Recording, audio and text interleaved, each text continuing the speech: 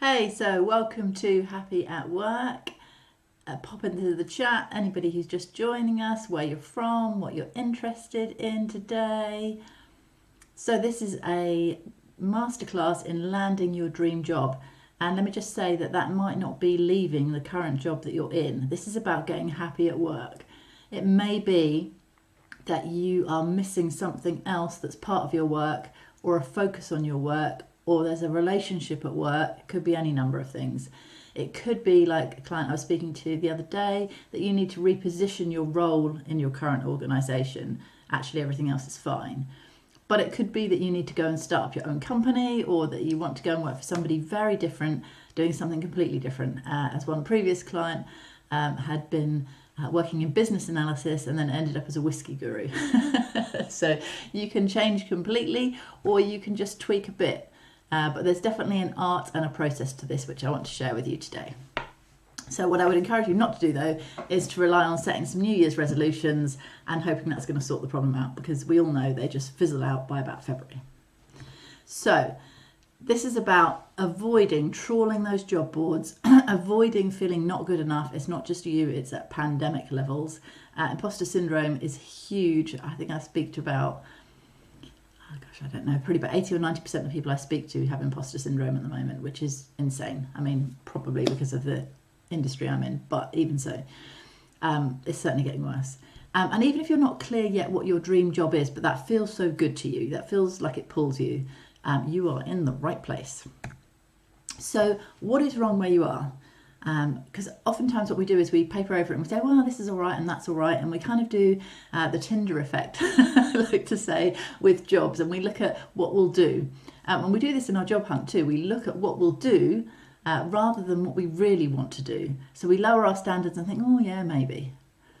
And that's not how you're going to land a dream job. So I am not going to recommend that way of doing things. So tell me in the chat, what is your reason for not being, feeling that sort of being here and feeling disgruntled, feeling something's wrong. So things like, don't know what I'm doing, imposter syndrome, yeah, we get a lot of that. Feeling that you just should be somewhere else, you should be doing something else, just a feeling of uncertainty, not feeling happy at the end of each day. Yes, happiness at work, obviously from the title of the masterclass. Lots of people just not feeling happy. Okay, good. So here's some common things that people tell me. So people losing their jobs and feeling angry and scared, and that they know they need to land something and they're just not feeling it right now. People feeling that their current job was only got by luck more than anything else, and that somebody's going to call them out. Other people feel like they've put so much into it, and that yet they haven't got the social life or the fun that they were expecting to have by this point in their career. Other people feeling they should be a lot more successful, and worried that they've just stopped caring about what they do, or that they're just second guessing everything that they're doing. Hormones can do that to you as well, by the way, people. Just a warning. And maybe now's the time to change roles or careers, probably. Contracts and interims seem like a great idea when we're stuck in a full-time job that we're not happy in. Or just not feeling fun, like taking it out on your family or your kids or your partner or your dog. And you want to have some more time for you time and happy family time. So if all of that is resonating, or some of that is resonating, excellent. Add to that, it also feels scary to move right now. So what I hear from candidates all the time is recession is coming, Twitter ridiculously making people redundant in such spectacular fashion, Meta, lots of other people with big job freezes on right now. I get to hear a lot about the IT industry. I do a lot of work with people from those industries, but fear is high everywhere, right?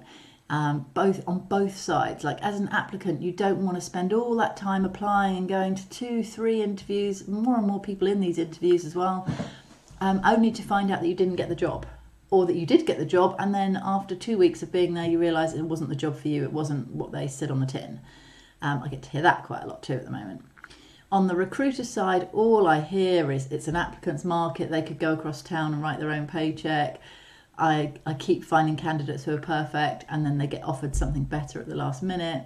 So lots and lots of problems. But not every business is falling in a recession, and this applicants market is a good thing for everybody on the call. And unless you're in recruitment. And in your dream job, you'll be able to find value that is a no-brainer. You will be so valuable to them that you might even be in a competition pool of one, especially if you've realised the thing that it is that they need doing. And you may not even need to leave your own organisation.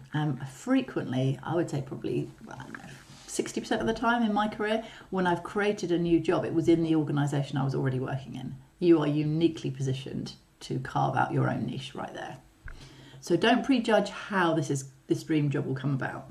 Let's leave that open for now. So what is the alternative? This is the process to go through.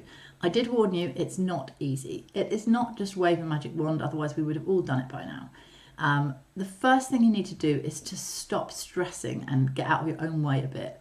I've got lots of other videos on YouTube on this front, but the idea is to reduce the amount of time you spend thinking the wrong thing. Your mind is like Google, and it will answer the questions you give it. So if you say, why is everything such a mess? Why can't I find the right job? Why can't I? Your brain will give you the answer, and it's not the answer you want. You want to ask much better questions like, what would it take to land my dream job? Who are the people that are most aligned with me and my values? Where would I feel great meaning in the world? Ask yourself better questions. And this will help stop the stressing, but also calming techniques, meditation, journaling. Yes, I know everybody says it. They say it for a reason. It works. Loads and loads of help out there on that. I have a little gift for you at the end of the webinar if you want to hang on, and that will help also with stop the stressing. The next thing to do is sort your mindset out. So we're talking about being curious, being grateful, having an abundance mindset that you can have what you want, and then you can give the company of your dreams the dream candidate. Whether that's your company, this company, another company, it doesn't matter. What you believe is possible will drive your outcomes. The stories you tell yourself will become true, which is either brilliant or terrifying, depending on what you're telling yourself right now. So the next thing is to know yourself. Lots of people think they know themselves, but we kind of hide bits of ourselves. So I wrote a book called Unstuck, which is all about the characters that we play. And some of those characters run our life. I use the metaphor of driving a car. There's some character that typically drives the car. Now, if that character is as one client had, an administrative person who just keeps everything running, well, that's great, but life is not very exciting. And if you're a leader, it's not a great leadership role. And if you're a lover, it's not a great lover role. So this woman had many wild and wonderful characters, most of which she had trapped away as being unsuitable for the current work she was in. She was a CEO. But actually, they were exactly who she needed to bring to the table to liven up everything from marriage to her career and to just her general joy for life. So knowing yourself and who you play and why you do what you do and who else you've got going on in there. This idea that we're one true authentic self is nonsense. We're a whole cast of characters, and you can be who you want to be. And it's the being who you are on purpose that's important. So know yourself is the next one. Then know what you want, which follows on beautifully. Oftentimes, all these characters want different things for you. And the scariest character is the one that you can't face to face, and everybody's got one, actually has good intent for you. And you need to go down the route of finding out what it is that part of you wants. And usually it's to set you free. So let me just give you a plot spoiler there. There's nothing horrible waiting for you at the end there. Even if they want to tear down your whole life, it's in order to set you free because you're meant for more. So there's nothing terrifying waiting for you there. So knowing what you want, knowing your values, knowing what kind of results you want to make. Do you want to be inside or outside? Do you want to be working with loads of people? Do you want to work on your own? What do you want? Not what you think you should want, not what your kids want you to want, not what your spouse wants you to want, not what your neighbours think is cool. What do you want? Lots of people need lots of help to get to that because you're so not used to thinking about it. The next thing is seeing your potential. Most of us are quite good at our qualifications, but actually they're not the biggest part of the pie here. So what is your native talent? And by that I mean the thing that you do effortlessly, that other people would point out immediately if they were asked to describe you. And you may not know what it is. If you haven't done much of this kind of work before, it may elude you completely. And particular types of people will be unaware of particular types of things. So for example, I used to do lots of team building, and the analytical types would be sitting on their own. They would have solved the problem on a piece of paper away on their own, and everybody else would be running around like headless chickens trying to solve the problem. It would usually be a physical problem. And I would often creep over to the analytical person and say, why haven't you told them that you know the answer? And they say, oh, well, they know, they'll have worked that out. They just don't want to go with that way of doing it. No, they haven't. Look at them. They're running around like idiots. They have no idea what the answer is. You have worked it out. You need to go communicate. They are part of your team. And it was a wonderful realisation on this team building that actually half the team or some of the team had worked out the solution, but they just weren't communicating because they didn't think they were valued or interested. Their opinion wasn't interesting. Very amusing. Also, we don't value what we do naturally. It's like the classic fish in water. It surrounds us. It's the air that we breathe, so we don't notice it. I can remember probably about 15, 20 years ago being told that my main skill was encouragement. And I thought, how lame is that? Everybody's encouraging. God, why couldn't I have a better superpower than that? And I was really quite dejected by it. And then the person who was giving me the feedback luckily said, actually, everybody isn't encouraging. Really? No, it's quite a skill. It's not what everybody does. Oh, well, that's interesting. And actually, since then, I probably made my career out of being encouraging. So don't dismiss the things that you think are obvious. Like, you've got common sense and you're just really practical and logical. Everybody is not like that. It's not like they're trying to annoy you. They're not like that. So there's lots in this See Your Potential part around understanding who you are. There's loads of diagnostics out there. I can help with those if you're interested in taking this a bit further. So once you see who you are, we do some things called idea circles where we look at different skills you have. So say sales is one of your skills. We put sales in the middle and then we say, what can you do with sales? And in the circle around that, we write down, well, you can sell things. You could sell services. You could write about sales. You could coach people on sales. You could manage salespeople. You could make a company about selling. You could invent a new sales process. Carry on, as long as you want to go. You'll think of different things. The things you think of are perfect.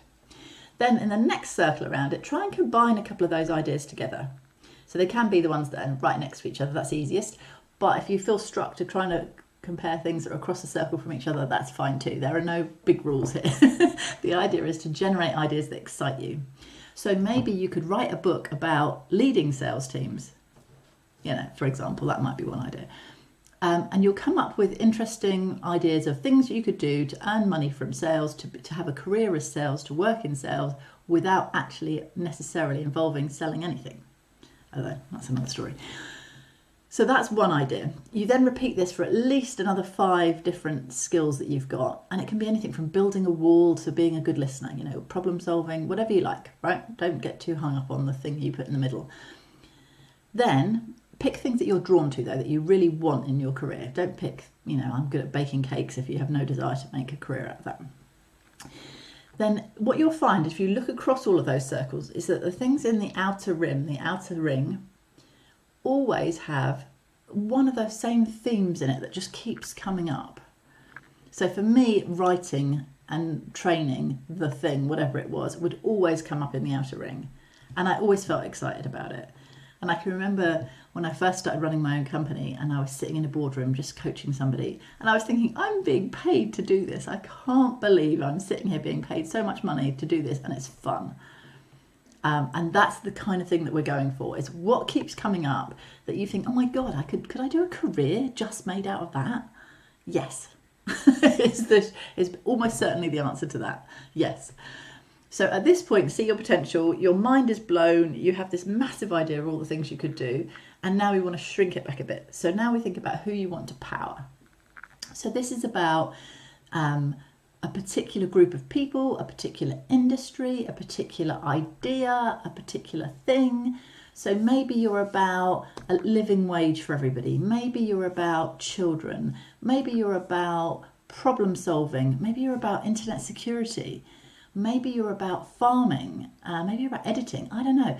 It doesn't have to be this charitable save the world kind of thing, but it's, if you were to look back at the end of your life and think, I powered that, or I added to the movement on that, or I contributed to this, what is it? Who is it that you want to power? Have a think about that. You might not know off the top of your head. And again, you can use idea circles to help you get to the types of companies, types of people, types of other organisations that are also on that mission. If you've come up with something and you think nobody else on the planet is on that mission, you're misguided in some way. There is somebody else on that mission, you might just not know about them. So network widely, and you'll find your tribe. Not to have too cheesy a label.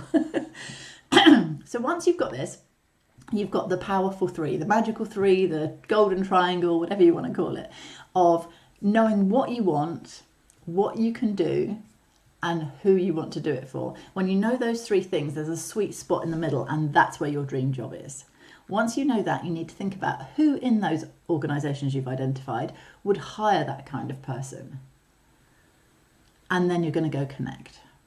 Go find those people and just talk to them. Ask them, do they have anybody in their organisation that does X?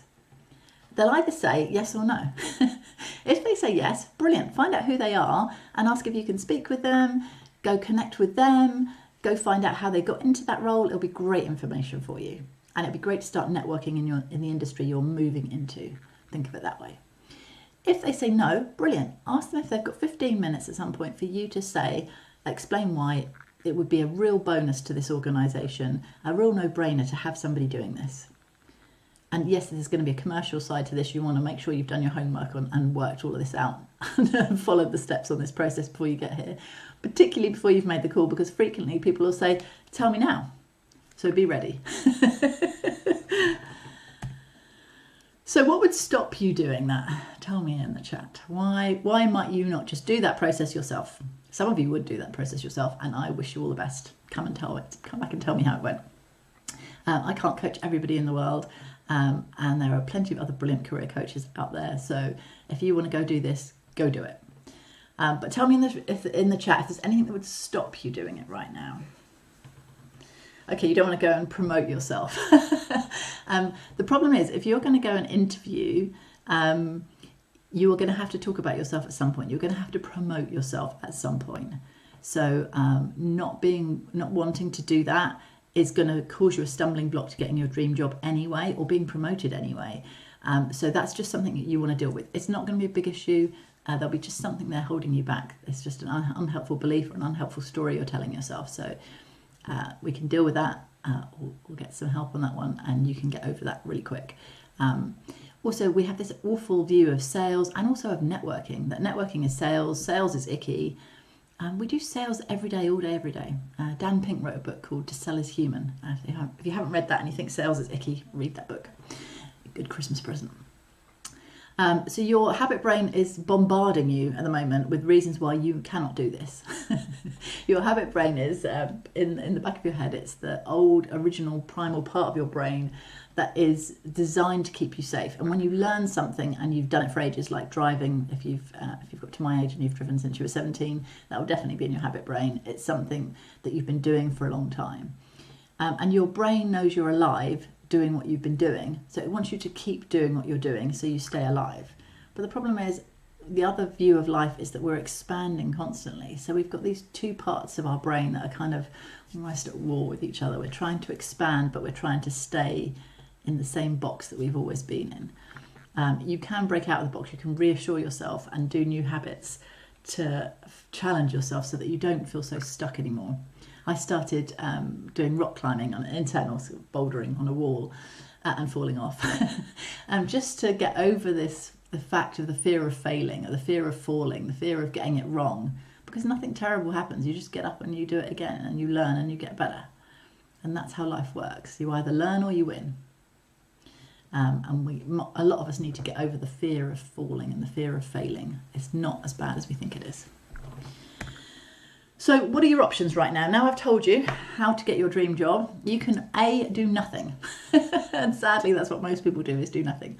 There is a cost to doing nothing, and I would really urge you to think about what happens if you are in the same position next year and you've done nothing. Life is exactly the same, and you're thinking exactly the same things now that you thinking exactly the same things then that you are now. Is that okay? There's a good proportion of you that is definitely not okay. Otherwise, you wouldn't be here. So doing nothing is not the safe option, but it is the option your habit brain will lull you into if you do nothing when you leave the call. The next step is to do it yourself, number 2. Lots of people think they'll do it themselves and don't. And actually, it's just a clever way of doing nothing because they pretend they're going to, but then they don't actually do anything.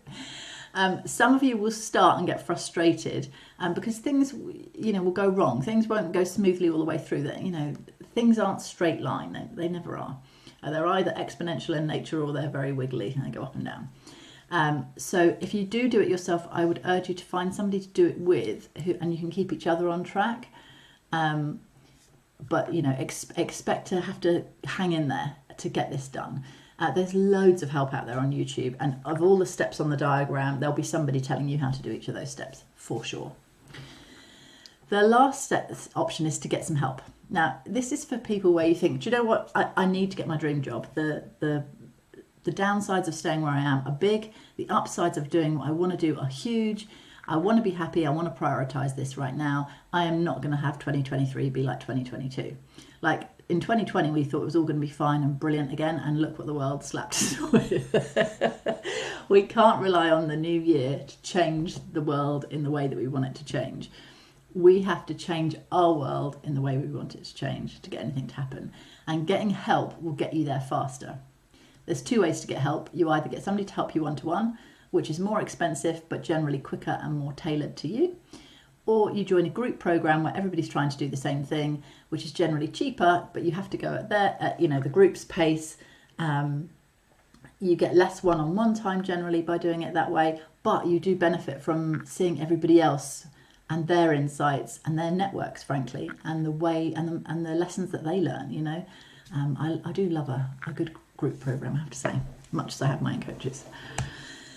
So this is the dream job revolution. If you were option 1 or 2, you want to do nothing or you want to do it yourself, feel free to drop off now. If you want to get some help and want to see what this option is, this is a group program that I'm going to share with you just now, starting in January.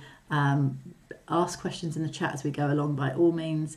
There will be a free gift at the end to help reduce those stress levels if you want to stay on and listen to this. Okay, awesome. So this is about a 6-week online learning program. So every week there'll be some content and every week there'll be a Q&A. Both will be live for this run only.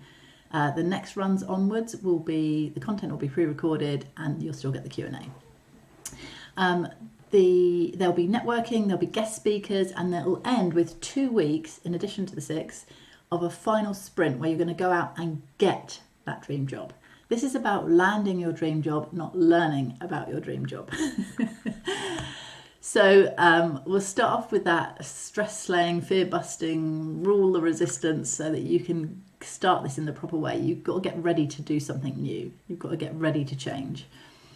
Then there'll be 6 weeks of powerful content and pre-work so that you've got the skill sets, tool sets, mindsets to crack on with this and land your dream job. Then you're going to slowly build up the elements, as we talked about, that golden triangle of who you are, what you want, and who you want to do that for, so that you've got your sweet spot. There'll be this weekly Q&A that I mentioned, and guest speakers and those will be pulled from whichever markets, depending on who forms the cohort here. So they'll be bespoke to the cohort that joins. And then this 2 weeks of sprinting at the end of actually getting that into practice and being coached in the group and also on the live Q&A calls to finesse and celebrate what you're doing. So it looks like this. So there's the pre-work that will come out just at the start of January in the new year when some of us are feeling hungover still. So getting change ready, dealing with resistance and slaying stress, so that you are in the right place to start learning come week 1. So week 1 is about habits and mindsets for success, as we spoke about earlier, gratitude, curiosity, abundance mindset, growth versus fixed mindsets, habits, discipline, law of attraction, you name it, is in there. Then week 2 is who are you? So this is the content from the book that I wrote around who your characters are, the stories you're telling yourself, the beliefs you've created, what your values are. So we'll do some other behavioural diagnostics as well, so that if you haven't done any of those before, you get a sense of who you are compared to what other people are like. And that will really help you with those native skills in a little bit in week 4. Week 3, what you want to do. So it's kind of meaning of life stuff. You know, what really is meaningful to you? What makes you happy?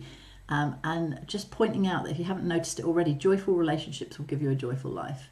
Even if everything else in your life is rubbish, but your main key relationships are wonderful, life won't feel so bad.